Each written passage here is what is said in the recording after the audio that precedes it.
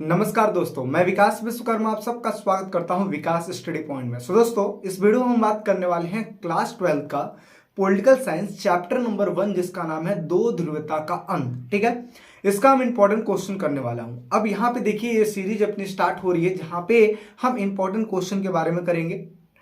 एक एक चैप्टर करके सारी चीजें आती जाएंगी। इसका प्लेलिस्ट बना हुआ है और आप जाके वहां पे चेकआउट करते रहिएगा और टाइम टू टाइम आपको ये वीडियो देखने को मिलती रहेगी। एक पार्ट में पूरा चैप्टर कवर अप कर देंगे।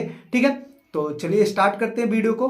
तो सबसे पहले हम इस वीडियो में हम देखेंगे इंपॉर्टेंट क्वेश्चन, जिसमें हम शॉर्ट क्वेश्चन और मीडियम वाले क्वेश्चन, जैसे 3 नंबर वाले क्वेश्चन या 4 नंबर वाले क्वेश्चन, और जो लॉन्ग क्वेश्चन है यानी कि 6 नंबर वाले क्वेश्चन, उनको भी हम करने वाले हैं। ठीक है, तो चलिए स्टार्ट करते हैं। सबसे पहले छोटे अंक से लेकर देखिए, अब यहाँ पे चीजें समझ में आती हैं। पहला क्वेश्चन ये है कि सोवियत संघ के विघटन के समय कम्युनिस्ट पार्टी के महासचिव कौन थे, यानी कि मेन जो पर्सन थे, वहां के मेन जो नेता थे, या आप ये कह लो कि राष्ट्रपति थे, वो कौन थे। ठीक है, तो महासचिव उनको बोला जाता है। महासचिव वहां पे उस टाइम पे कौन थे, तो देखिए ये हो जाएगा सी ऑप्शन, जिसका नाम है मिखाइल गोर्बाचेव।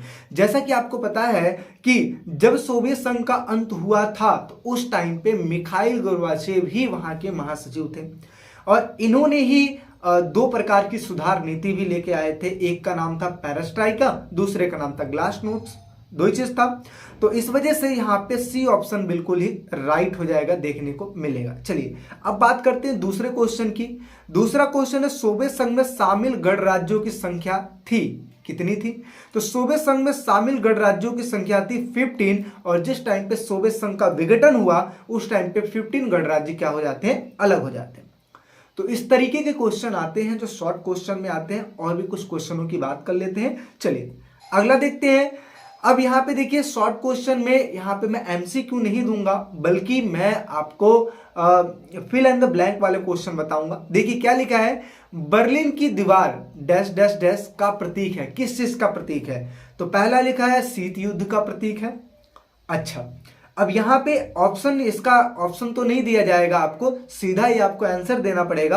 अदरवाइज पेपर में ऐसा भी आ सकता है कि आपको ए बी सी डी करके ऐसे ऑप्शन दिया रहेगा। ठीक है, अदरवाइज आपको समझना पड़ेगा कि बर्लिन की जो दीवार बनाई गई थी वो किस चीज का प्रतीक थी। तो आप शीत युद्ध का भी प्रतीक लिख सकते हो, या फिर इसमें आप ये लिख सकते हो विभाजन का प्रतीक थी, विभाजन। ठीक है, या विभाजन का प्रतीक थी। ठीक है, जो जर्मनी था वो जर्मनी दो हिस्सों में डिवाइड हो रखा था, एक पूर्वी जर्मनी, दूसरा पश्चिमी जर्मनी। तो पूर्वी जर्मनी अलग, पश्चिमी जर्मनी अलग, और एकदम बीचों बीच आपको समझिए ऐसे ये है जर्मनी देश, और बीच में इसका बर्लिन, और इसका ऐसे डिवाइडेशन हो गया था। 150 किलोमीटर जो था वो दीवार चलाया गया था। अब ये विभाजन हो गया, तो एक को कहा गया पूर्वी जर्मनी, एक को कहा गया पश्चिमी जर्मनी। तो ये विभाजन का भी प्रतीक था, आप ऐसा भी करके लिख सकते हैं। चलिए अब बात करते हैं अगले क्वेश्चन की। क्या लिखा है, यूएसएसआर का उत्तराधिकारी कौन बना? इसका मतलब क्या हुआ, यूएसएसआर किसको हम बोलते हैं? तो ये बोलते हैं सोवियत संघ को बोलते हैं। ठीक है, अब यूएसएसआर जो था इसका उत्तराधिकारी, मतलब जैसे सोवियत संघ का जब विघटन हो गया तो इसके बाद इसका उत्तराधिकारी यानी का किस रूप से जाना जाता है, सोवियत संघ। तो ये है रूस के, क्योंकि उस टाइम पे रूस जो था, रूस ही सबसे ज्यादा ताकतवर था क्षेत्रफल में भी, इसके अलावा सेनाओं में भी। इस वजह से रूस को उत्तराधिकारी माना जाता है यूएसएसआर का, यानी कि सोवियत संघ का। अगला बात करते हैं, रूस के किन दो गणराज्यों में अलगाववादी आंदोलन चले? अलगाववादी आंदोलन मतलब अलग होने की मांग कौन से दो जगहों पे चले थे? तो ये है चेचन्या और दागिस्तान। अब देखिए यहाँ पे एक चीज मैं आपको बता दूं, ये जितने भी क्वेश्चन मैंने लिखे हैं ना, सब इंपॉर्टेंट है। आपको कहीं ना कहीं अपने यूनिट टेस्ट में देखने को मिलेगा, पेपर में भी देखने को मिलेगा। अभी देखिए आपका पेपर आने वाला है, अभी आपका S7 हुआ, अभी देखिए मॉक टेस्ट होगा, एंड देन फिर आगे चल के आपका प्री बोर्ड होगा, और फिर फाइनल आपका पेपर होगा। तो हर एक जगह पे आपको देखने को मिलेगा। ठीक है, तो रूस के किन दो गणराज्यों में अलगाववादी आंदोलन चले? एक तो चला था चेचन्या में, दूसरा है दागिस्तान में। ठीक है, इसके अलावा 6 क्वेश्चन है, सोवियत संघ से अलग होने की घोषणा सर्वप्रथम किन गणराज्यों ने की थी? कौन से ऐसे गणराज्य थे जो सोवियत संघ से अलग होने की मांग किए थे? तो यहां पे देखिए रूस, यूक्रेन और बेलारूस, ऐसे ये 3 गणराज्य थे जिन्होंने सर्वप्रथम अलग होने की मांग की थी। इसके अलावा एक क्वेश्चन ऐसा भी बन के आता है कि सोवियत संघ से अलग होने वाला सबसे पहला जो गणराज्य है वो कौन सा है, तो वो है लिथुआनिया। क्या है? लिथुआनिया। इस पे एक और क्वेश्चन आता है, देखिए क्या लिखा है, सर्वप्रथम सोवियत संघ से अलग होने वाले 3 गणराज्य कौन थे?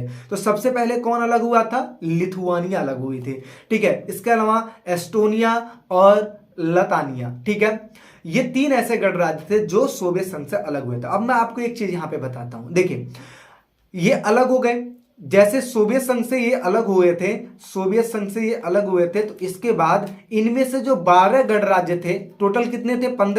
15 में से जो 12 गणराज्य थे, इन्होंने अपना एक संगठन बनाया, CIS, कॉमनवेल्थ इंडिपेंडेंट स्टेट्स करके इन्होंने बनाया था। ठीक है, अब ये अलग तो हो गए, स्वतंत्र राष्ट्रों का राष्ट्रकुल इसको हिंदी में कहते हैं। और जो 3 ऐसे गणराज्य थे जिन्होंने कहा कि हम CIS में शामिल नहीं होंगे, हम अपना स्वतंत्र नीति का निर्धारण करेंगे अलग होकर, वो थे एस्टोनिया, लतानिया और इसके अलावा लिथुआनिया। ये ऐसे भी क्वेश्चन करके आते हैं। ठीक है, चलिए जी आगे बात कर लेते हैं। अब एक शॉर्ट क्वेश्चन और है, समाजवादी सोवियत गणराज्य कब अस्तित्व में आया? यानी कि सोवियत जो संघ है कब अस्तित्व में आया? तो अस्तित्व में आया था 1917 में आया था, यानी कि 1917 में आया था। ठीक है, तो चीजों को एक बार और समझिएगा, अच्छे से पढ़िएगा, चीजें डेफिनेटली आपको याद होंगी। और नहीं याद होती हैं तो इसको लिखकर याद कीजिए, लेकिन याद जरूर कीजिए, आपके पेपर के लिए इंपॉर्टेंट है। ठीक है, देखिए इस वीडियो में मैं तसल्ली वक्त चीजों को समझाऊंगा। वो बच्चे जो चाहते हैं अच्छे नंबर लाना, वो तसल्ली वक्त सारी चीजें पढ़ेंगे। ये नहीं मैं शॉर्ट वीडियो में सारी चीजें खत्म कर दूंगा, बिल्कुल नहीं होगा मेरे से। इसलिए क्योंकि आप लोग को करना है अच्छा स्कोर। पिछले जो मैं ट्यूशन पढ़ा रहा हूँ वहां पे बच्चे बहुत अच्छे स्कोर कर रहे हैं। इसके साथ साथ 2 साल से मैं यूट्यूब पे पढ़ा रहा हूँ, वहां पे भी बच्चे बहुत ही अच्छा स्कोर कर रहे हैं। अब की आपकी बारी है, तो चीजों को बहुत ही बेहतरीन ढंग से समझिएगा। चलिए, अच्छा हाँ, एक चीज अब यहाँ पे आपको एक चीज और बता दूं, आप लोग की पढ़ाई और बेटर हो इसके लिए विकास स्टडी पॉइंट का ऐप है।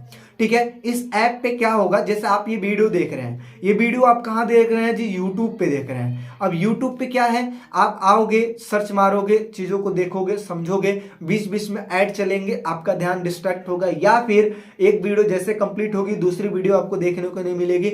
मतलब बहुत सारी चीजें दिक्कतें हैं। तो इसके लिए क्या बनाया गया? ऐप बनाया गया। ऐप में आपको इनरोल होना है। आपको क्या मिलेगी? वीडियो मिलेगी, हर एक चैप्टर वाइज आपको वीडियो सीधा क्लिक करना, पढ़ना है। दूसरा आपको क्या मिलेगा? नोट्स मिलेगा।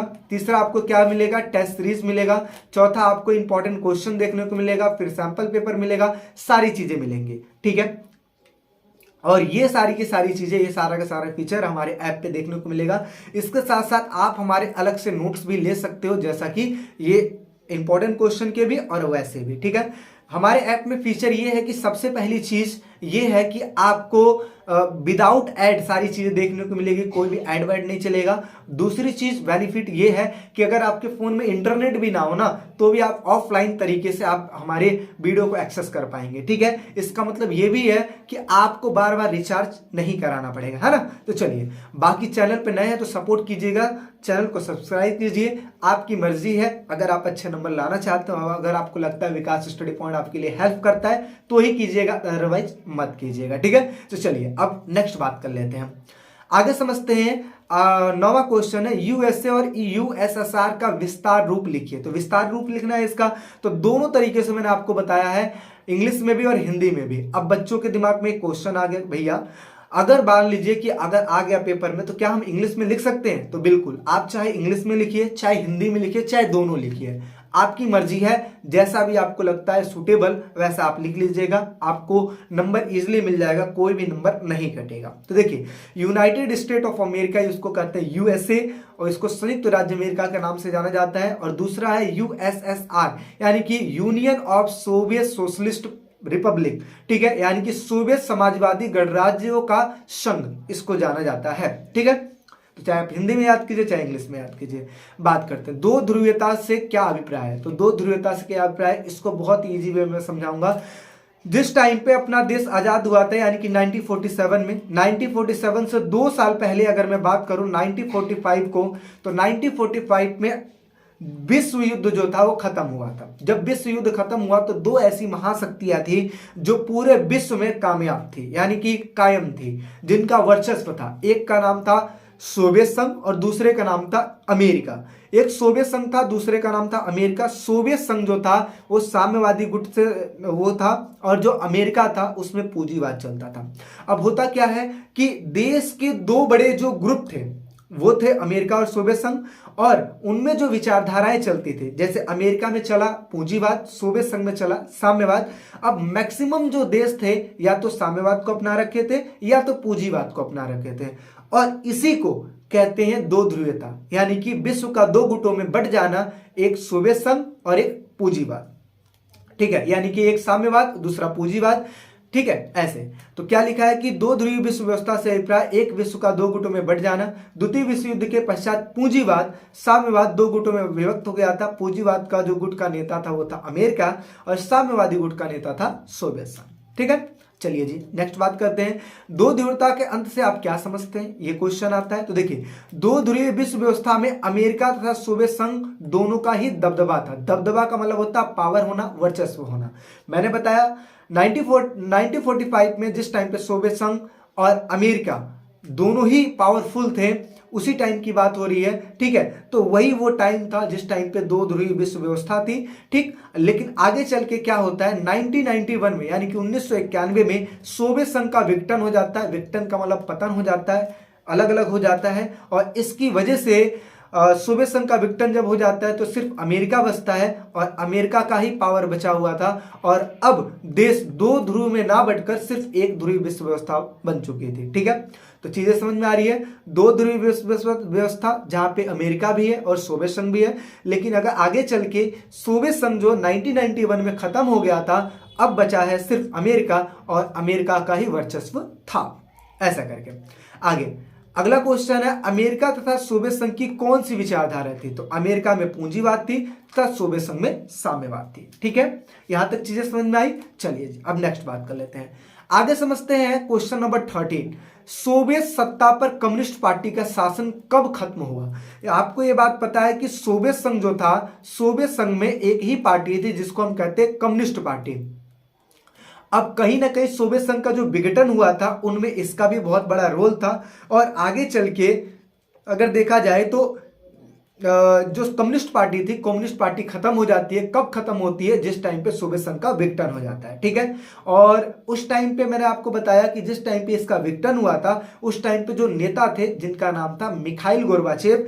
मिखाइल गोर्बाचेव ने क्या किया था, जो सोवियत संघ में जो एक तरीके से संघीय परिषद था, यानी कि जैसे भारत में संसद होता है ऐसे ही वहां के जो संसद है उसको ड्यूमा कहते हैं, सॉरी हाँ ड्यूमा कहते हैं, और दूसरा संघीय परिषद कहते हैं। ठीक है, तो संघीय परिषद और जो ड्यूमा था उनमें कम्युनिस्ट पार्टी जो था, कम्युनिस्ट पार्टी जो सिर्फ एक ही पार्टी थी उसको खत्म कर दिया और उसके जगह पे बहुदलीय पार्टी को स्थापित किया। लेकिन आगे चल के 1990 से 91 के बीच में सोवियत संघ का विघटन हो जाता है, और कहीं ना कहीं यह भी कहा जाता है कि मिखाइल गोर्बाचेव की वजह से ही सोवियत संघ का विघटन भी हुआ। ठीक है, तो कुछ लोग अच्छा मानते हैं विघटन होना और कुछ लोग बुरा मानते हैं। अच्छा क्यों मानते हैं, क्योंकि उन्हीं की वजह से सोवियत संघ के जो अलग अलग गणराज्य थे वो स्वतंत्र नीति का निर्धारण कर सके।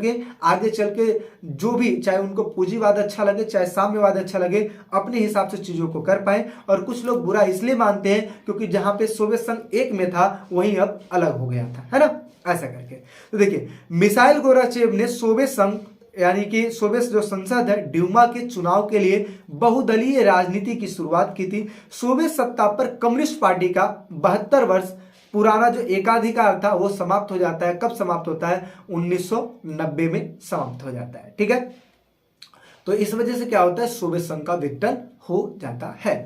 समझ में आ रही चीजें। चलिए जी अब नेक्स्ट और आगे बात कर लेते हैं। अब क्वेश्चन आता है, सोवियत संघ से अलग होने वाला पहला देश कौन है। तो जैसा कि मैंने आपको बताया था लिथुआनिया, स्टार्टिंग में ही आपको बताया था ना, यहाँ पे देखिए, यहाँ पे मैंने बताया था ना लिथुआनिया, तो यही चीज है। सोवियत संघ से अलग होने वाला पहला जो गणराज्य था लिथुआनिया था। अब हम समझते हैं CIS का निर्माण किन देशों ने किया। तो अभी मैंने बताया 15 देश आजाद हुए थे, उनमें से 12 देशों ने मिलकर सोवियत संघ से जो 12 देश अलग हुए थे 15 देश टोटल अलग हुए थे, 12 देशों ने मिलकर CIS का निर्माण कर दिया, ठीक है। लेकिन उनमें से भी अगर देखा जाए तो 3 ऐसे देश थे जिनका रोल ज्यादा था, ठीक है। तो देखिए, रूस, बेलारूस और यूक्रेन, ये तीनों ने ही मिलकर किस चीज का निर्माण किया था, CIS का, ठीक है। 1922 के सोवियत संघ के निर्माण से संबंध संधि को समाप्त करने का फैसला इन्होंने कर लिया और स्वतंत्र राष्ट्रों का राष्ट्रकुल बनाया, जिसमें Armenia, Azerbaijan, Moldova, Kazakhstan, Kyrgyzstan, Tajikistan, Turkmenistan, Uzbekistan और इस तरीके से इन लोगों ने मिलकर कुल राष्ट्रों का राष्ट्रकुल का निर्माण किया। और आगे चल के 1993 में जॉर्जिया जो देश है वो भी इसमें शामिल हो जाता है और जो 3 देश थे वो अलग हो जाते हैं। कौन कौन से 3 देश? अब आपको ये 12 देश तो मैंने गिनवा दिया, अब ये 3 देश जो इनमें शामिल नहीं हुए थे वो यही वाले देश है जो कि मैंने आपको बता दिया, ठीक है। एस्टोनिया, लातनिया और लतानिया और इसके अलावा लिथुआनिया, ठीक है। चलिए जी, ये हो गया। अब बात करते हैं सोवियत संघ का अंत कब हुआ। तो सोवियत संघ का अंत अगर एक्चुअल में देखा जाए तो मिखाइल गोर्बाचेव जो थे सोवियत संघ के राष्ट्रपति पद से इस्तीफा दे दिए और सोवियत संघ का अंत 25 दिसंबर 1991 को हो गया। यानी कि अगर देखा जाए तो 25 दिसंबर 1991 को इन्होंने घोषित कर दिया कि सोवियत संघ का अंत हो चुका है और विघटन हो चुका है, अब सारे देश स्वतंत्र हो चुके हैं, इस तरीके से, ठीक है। अब नेक्स्ट बात करते हैं 17। चलिए बात करते हैं 17 क्वेश्चन की। 17 वाला जो क्वेश्चन है क्या लिखा है, प्रथम विश्व, द्वितीय विश्व और तृतीय विश्व से क्या अभिप्राय है। अब देखिए यहां पे मैं आपको चीजें बता दूं कि प्रथम विश्व किसे कहा जाता था, वो देश जहां पे पूंजीवाद है उसको हम कहते हैं प्रथम विश्व। द्वितीय विश्व वो देश जहां पे साम्यवाद है उसको कहते हैं द्वितीय देश। और तृतीय जो विश्व है हम किसको कहते हैं, वो देश जहां पर गुट निरपेक्षता है। अब इसको अच्छे से और समझाता हूं। 1945 में जिस टाइम पे द्वितीय विश्व युद्ध खत्म हुआ था उस टाइम पे विश्व 2 गुटों में बटा हुआ था, एक पूंजीवाद तो दूसरा साम्यवाद। या तो पूंजीवाद में चले जाओ या तो साम्यवाद में चले जाओ। लेकिन वो छोटे छोटे देश जिन्होंने ये सोचा कि ना तो मुझे पूंजीवाद में शामिल होना है और ना ही मुझे साम्यवाद में शामिल होना है, इन देशों ने मिलकर अपना एक गुट निरपेक्षता का एक तरीके से समझ लो एक गुट बना लिया, ठीक है। इन सारे छोटे छोटे देशों जो देश थे ये आपस में मिल गए, ठीक है। इसी को गुट निरपेक्षता कहते हैं। गुट निरपेक्षता जो थे स्टार्ट करने वाले 5 देश थे जिसमें से भारत भी एक है। और इन्होंने क्या किया, अपना गुट बना लिया और गुट बनाने के बाद उन्होंने कहा ना तो हम साम्यवाद में शामिल होंगे ना ही हम पूंजीवाद में शामिल होंगे, हम अपना स्वतंत्र नीति का निर्धारण करेंगे। तो ये वो देश है, ठीक है। तो यही लिखा है, प्रथम विश्व अमेरिका और पूंजीवादी देश, द्वितीय विश्व सोवियत संघ और साम्यवादी देश, तृतीय विश्व जहां पे भारत और जो गुट निरपेक्षता वाले देश है वो शामिल होते हैं। आगे और विस्तार से हम बात करने वाले हैं, ठीक है। आप समझते हैं बर्लिन का दीवार किस चीज का प्रतीक था, इसे कब गिराया गया। तो अभी स्टार्टिंग में ही हमने बात किया था शीत युद्ध का प्रतीक था, साथ ही साथ विभाजन का भी प्रतीक था। तो देखिए बर्लिन की दीवार पूर्वी और पश्चिमी खेमों के विभाजन का प्रतीक था क्योंकि जर्मनी का डिवाइड हो रखा था। आगे इसका निर्माण 1961 में किया गया था। जर्मनी की राजधानी बर्लिन में दीवार चला दिया गया था। मैंने बताया जर्मनी है, जर्मनी के बीचों बीच बर्लिन है और इसको क्या किया था, 2 हिस्सों में डिवाइड कर दिया गया था। आगे जो कि पूर्वी जर्मनी और पश्चिमी जर्मनी को 2 बराबर हिस्सों में बांटता था, ठीक है। आगे 150 किलोमीटर लंबी दीवार चलाई गई थी। 9 नवंबर, ठीक है, 1989 को इसको गिरा दिया गया और माना यही जाता है कि इसके गिरने के बाद सोवियत संघ का विघटन होना शुरू हो गया, ठीक है। तो इस तरीके से बर्लिन का जो दीवार था ये खेमों का डिवाइडेशन का प्रतीक था, शीत युद्ध का प्रतीक था। आगे चल के जब गिरा तो माना यह जाता है कि इसी की वजह से या इसके बाद सोवियत संघ का विघटन होता चला गया। नेक्स्ट बात करते हैं, आगे समझते हैं सोवियत संघ की प्रणाली क्या थी और इसकी विशेषताएं बताइए। तो प्रणाली मैंने बताया सोवियत संघ की प्रणाली जो थी वो साम्यवादी पे आधारित थी। जैसा कि मैंने आपको बताया साम्यवादी व्यवस्था वो व्यवस्था होती है जिसमें गवर्नमेंट का रोल ज्यादा होता है, गवर्नमेंट सबको एक जैसा देखती है, ठीक है। ये समतामूलक समाज पर ध्यान देती है, यानी कि जहां पे सारे लोग बराबर होते हैं ऐसे समाज पे ज्यादा ध्यान देती है। समाजवाद के आदर्शों पर आधारित होती है। यहाँ निजी संपत्ति का विरोध होता है, यानी कि कोई भी अपनी पर्सनल प्रॉपर्टी नहीं रखता है तथा समाज को समानता के सिद्धांत पर व्यवस्थित करना चाहते हैं। यहां पर साम्यवादी पार्टी का शासन था जिसमें किसी अन्य दल या विपक्षी दल का कोई भी जगह नहीं था। इसका मतलब क्या है, जैसे भारत में आपने देखा होगा भाजपा होगी, कांग्रेस, आम आदमी पार्टी और इससे संबंधित बहुत सारी पार्टियां होंगी होंगी ना, लेकिन उस समय वहां पे सिर्फ और सिर्फ एक ही पार्टी थी जिसको कहते हैं कम्युनिस्ट पार्टी। ठीक है, तो देखिए अर्थव्यवस्था योजनाबद्ध और राज्य के नियंत्रण में हुआ करता था। ठीक है, अब इसकी विशेषताओं की बात करें तो सबसे पहली चीज है सोवियत संघ का जो क्षेत्रफल है काफी बड़ा था। सोवियत संघ खनिज संसाधन, सैनिक, टेक्नोलॉजी इत्यादि चीजों में भरपूर था।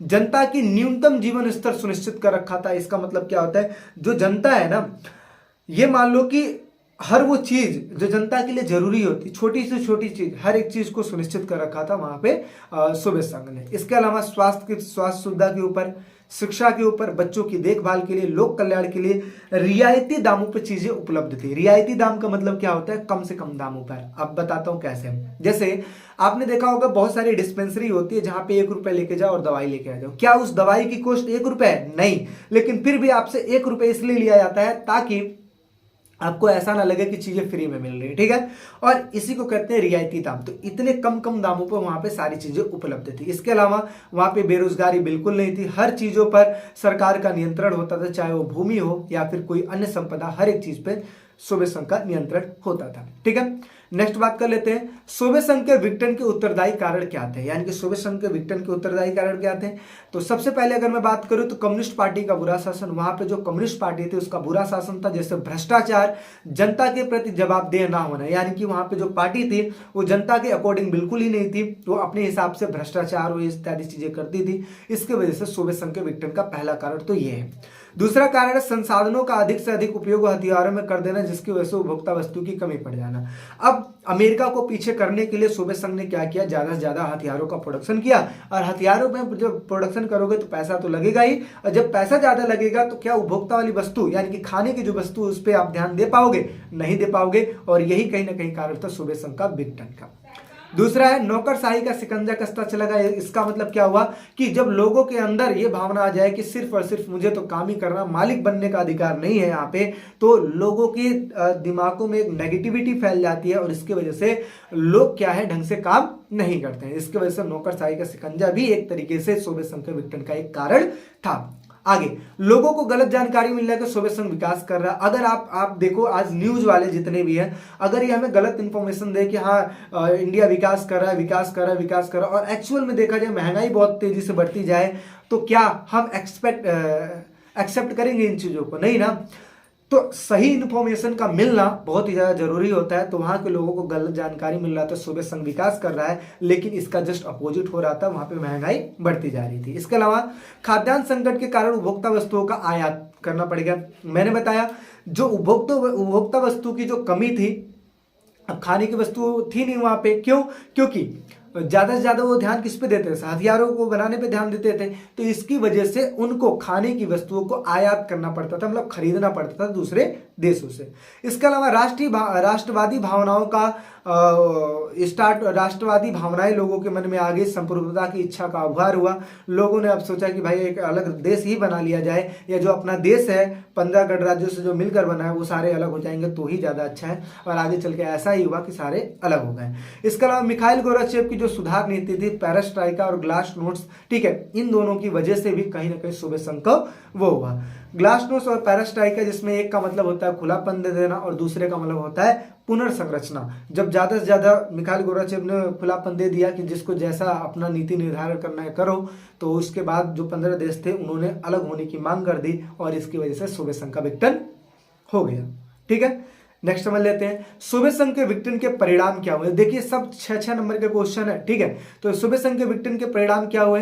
तो पहला परिणाम यह हुआ कि शीत युद्ध जो चलता आ रहा था वो क्या हो गया, अब खत्म हो गया। शीत युद्ध एक ऐसा युद्ध होता है जिसमें जिसमें क्या होता है, लड़ाई जो है आमने सामने नहीं होती है, बल्कि युद्ध की संभावना बनी रहती है लेकिन युद्ध नहीं होता है। और इसमें तनाव, संघर्ष, मतभेद जैसी चीजें होती हैं। लड़ाई हाथों के द्वारा या हथियारों के द्वारा नहीं होता है। ठीक है, इसके अलावा दूसरा विघटन का परिणाम देखा जाए तो जो द्वितीय दुनिया थी, जिसको साम्यवादी कहते हैं, उनका पतन होना स्टार्ट हो गया। लेकिन इसका मतलब ये नहीं कि पूरी तरीके से साम्यवादी व्यवस्था खत्म हो गई, बिल्कुल नहीं, सिर्फ और सिर्फ सोवियत संघ का पतन हुआ। इसके अलावा हथियारों की होड़, जहां पे अब लगता था, अमेरिका कहता था कि सोवियत संघ को पीछे करना है तो हथियार बनाने हैं, सोवियत संघ कहता था अमेरिका को पीछे करना है तो हथियार बनाने हैं। अब ऐसे जो होड़ थे वो क्या हो गए, खत्म हो गए। इसके अलावा विचारधाराओं की लड़ाई अब खत्म हो गई। अब जो सोवियत संघ में विचारधारा साम्यवादी व्यवस्था पर आधारित थी, अब वो खत्म हो गई।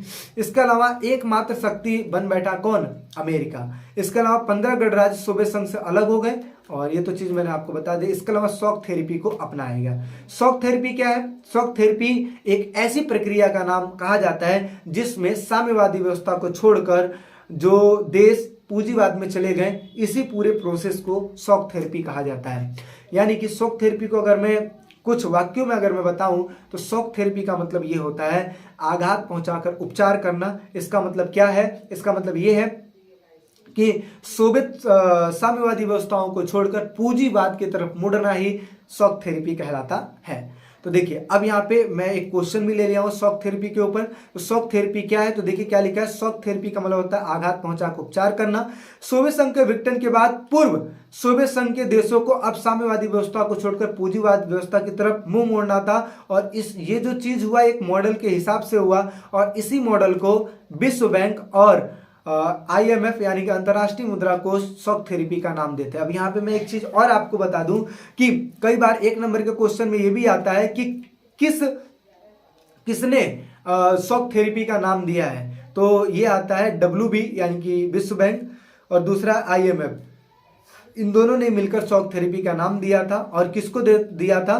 जब देश साम्यवादी व्यवस्था को छोड़कर पूंजीवादी व्यवस्था की तरफ मुड़े, ठीक है, यानी कि जब अपना लिया, तो इसी पूरे के पूरे प्रोसेस को देखकर लोग जो IMF और जो विश्व बैंक था उसने नाम दे दिया कि ये जो मॉडल है ये मॉडल शॉक थेरेपी कहलाता है। ठीक है, तो ये चीजें हैं।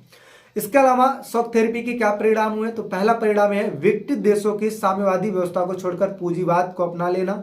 दूसरा है सामूहिक फर्म निजी फर्म में कन्वर्ट हो गए। तीसरा है विकसित देशों की अर्थव्यवस्था क्या हो गई? तहस नहस। जो भी देश अलग हुए थे उनकी अर्थव्यवस्था तहस नहस। इसके अलावा अब ऐसा माना जाने लगा कि ज्यादा से ज्यादा जो व्यापार है, ठीक है, व्यापार से ही जो विकास है संभव हो सकता है। इस वजह से लोग ज्यादातर व्यापार करने पे ध्यान दिए।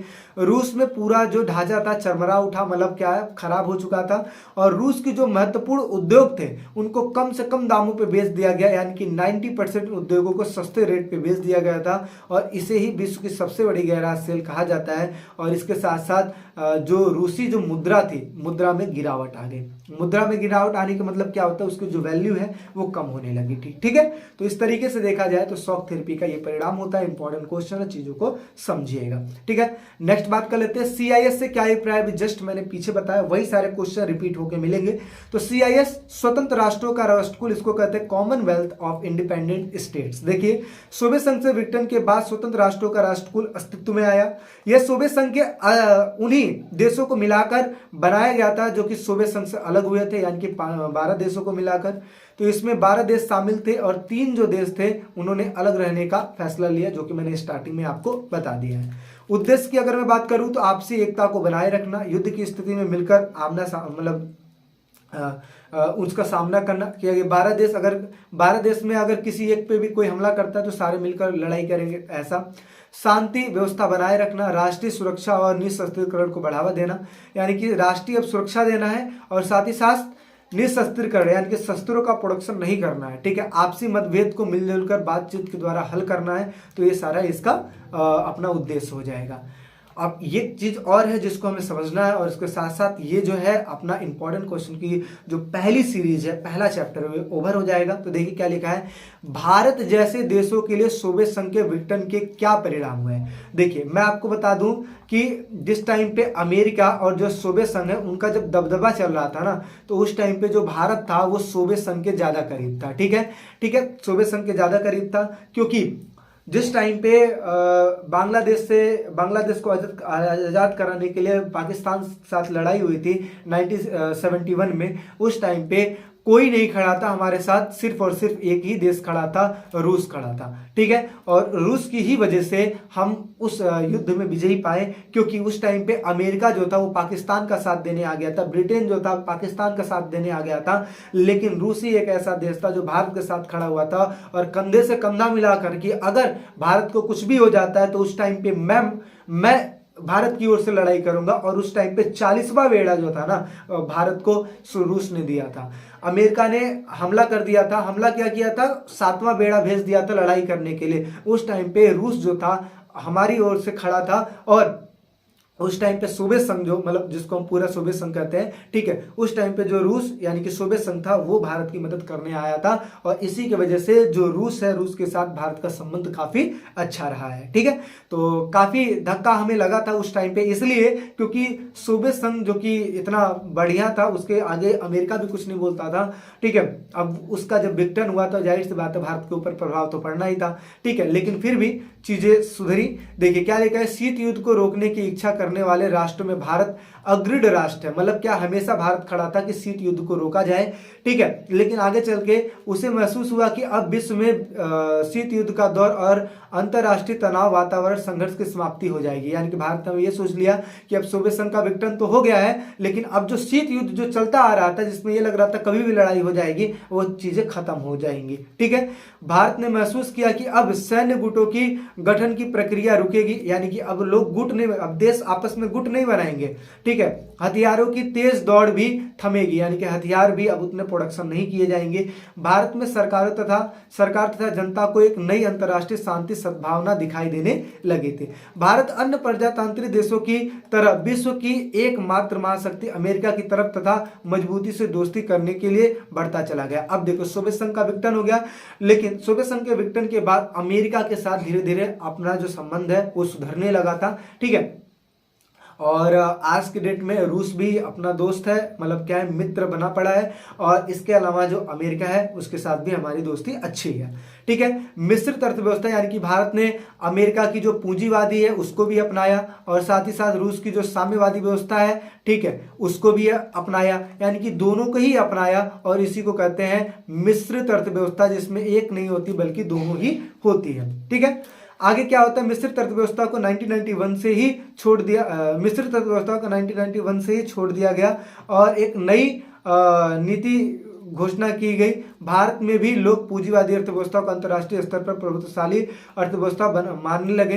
भारत में उदारवादी वैश्वीकरण की नीतियां अपनाई जाने लगी। विश्व बैंक, अंतर्राष्ट्रीय मुद्रा कोष जैसे विभिन्न संस्थाएं देश के प्रबल परामर्शदात्री माने जाने लगे। यानी कि देखिए, कहने का मतलब यह है कि आगे चल के जो मिश्रित अर्थव्यवस्था जो अपनी थी, ठीक है, वो अपना लिया गया। यानी कि भारत में मिश्रित अर्थव्यवस्था तो थी, पूंजीवाद और साम्यवाद दोनों ही थी। ठीक है, और इसके साथ साथ अगर देखा जाए तो वैश्वीकरण यानी कि एलपीजी की नीति अपनाई गई। एलपीजी यानी कि लिबरलाइजेशन, प्राइवेटाइजेशन और ग्लोबलाइजेशन की नीति अपनाई गई। जो लिबरलाइजेशन है उसको हम कहते हैं उदारीकरण, यानी कि कंपनी ज्यादा से ज्यादा उद्योगों को बढ़ावा देना, और वैश्वीकरण को कहते हैं ग्लोबलाइजेशन, और प्राइवेटाइजेशन कहते हैं निजीकरण को। ठीक है, जो कि हम आगे जो वैश्वीकरण वाला चैप्टर है उसमें हम देखने वाले हैं। ठीक है, आगे समझते हैं। सोवियत संघ के विघटन के बाद भारत में राजनीतिक रूप से उदारवादी लोकतंत्र राजनीति जीवन सूत्रबद्ध करने वाला अधिक प्रबल रूप से बुद्धिजीवियों तथा अधिकांश पार्टियों द्वारा समझा जाने लगा। यानी कि अब कहा यह गया कि सोवियत संघ के विघटन के बाद अब जो भारत की राजनीति थी उसमें जो बुद्धिजीवी लोग थे इनका योगदान कुछ ज्यादा होने लगा, और इसके अलावा वामपंथी विचारों का एक झटका सा लगा। और वे ऐसा, क्योंकि वामपंथी जो विचारधारा थी वो पूरा का पूरा साम्यवाद को सपोर्ट करती थी। ठीक है, साम्यवादी विचारों को सपोर्ट करती थी, और इसी के मुकाबले जो दक्षिणपंथी विचारधारा थी वो अमेरिका की विचारधारा को सपोर्ट करते थे। तो जो वामपंथी विचारधाराओं के जो लोग थे उनको काफी अधिक झटका लगा, और वे ऐसा सोचते हैं कि शीघ्र ही पुनः विश्व में साम्यवादी का बोलबाला रहेगा। अब क्या हुआ कि सोवियत संघ का अंत हो गया तो इनको झटका तो लगा, लेकिन इनको एक आस थी कि आगे चल के दोबारा जो साम्यवाद खराब हुआ है, मतलब खत्म हुआ है, उसको दोबारा से स्थापित किया जाएगा। तो इस प्रकार की चीज़ें हैं जो आपके सामने हैं और सारे के सारे इंपॉर्टेंट क्वेश्चन मैंने करवाए हैं। आई होप सो आपको अच्छा लगा होगा। चीज़ें अगर अच्छी लगी हैं तो वीडियो को लाइक शेयर सब्सक्राइब जरूर कीजिएगा, ठीक है। और बाकी किसी भी चीज़ में अगर कोई दिक्कत है, कोई डाउट है या कोई सुझाव आपको देना है, अगर आपको ऐसा लगता है तो कमेंट सेक्शन आपके लिए बिल्कुल ओपन है। आप चीज़ों को मतलब लिख लिख के भर दीजिए अच्छी चीज़ें। और इसके साथ साथ ऐसे आपस में भी अगर आप देखो कमेंट सेक्शन में आपस में भी बात करते हो तो कुछ क्वेश्चन करके बात किया करो। फॉर एग्जांपल अगर चैप्टर से रिलेटेड कोई क्वेश्चन है तो वो करा करो, ठीक है। और उससे रिलेटेड अगर आपको आंसर आता है तो वो भी उसका आंसर भी दिया करो। तो इससे क्या रहेगा कि एक दूसरे जो लोग हैं एक दूसरे की हेल्प करेंगे, ठीक है। और जब एक दूसरे की हेल्प करेंगे तो जाहिर सी बात है अच्छे नंबर आएंगे। तो इस तरीके से आई होप सो आपको सारी चीजें अच्छी लगी होंगी। अच्छी लगी हो तो वीडियो को लाइक शेयर सब्सक्राइब कीजिए। मिलते हैं एक नेक्स्ट वीडियो में। अभी के लिए टेक केयर, बाय बाय।